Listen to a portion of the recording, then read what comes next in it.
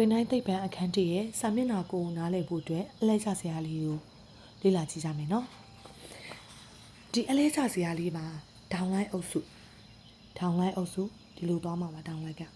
ဒေါင်လိုက်အုပ်စုဟာ1 2 3 4 5 6 9 10 11 12 13 14 15 16 18ခုရှိပါတယ်ဒေါင်လိုက်ကိုအုပ်စုလို့ခေါ်ပါတယ်အလျားလိုက်ကိုတော့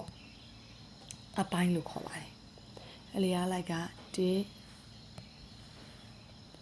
2 3 4 5 6 7 8 9 10 11 12 13 14 15 16 18အုပ်စုက18ခုရှိပြီးတော့18အုပ်စုရှိပြီးတော့အပိုင်းက9ခုရှိပါတယ်အဲ့ဒီမှာအုပ်စုကိုရောမကဏ္ဍလေးနဲ့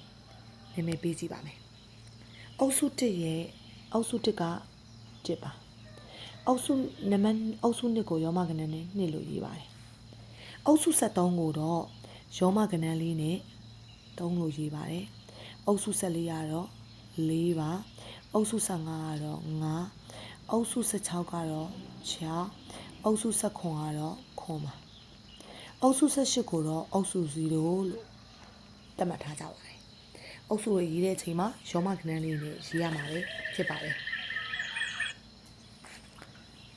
ဒီအုပ်စုတွေအပိုင်းတွေကိုသိသွားပြီဆိုရင်ဒီအုပ်စုတွေထဲ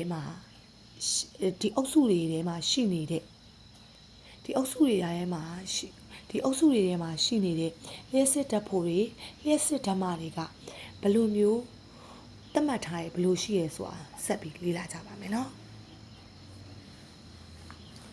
ဒီမှာရှိတဲ့အပိုင်းလေးတွေအကြောင်းသိသွားပြီဆိုတော့အုပ်စုအသီးသီးမှာရှိတဲ့အပိုင်းတွေမှာရှိတဲ့ဓာတ်စင်တွေရဲ့လျှက်မတက်တီ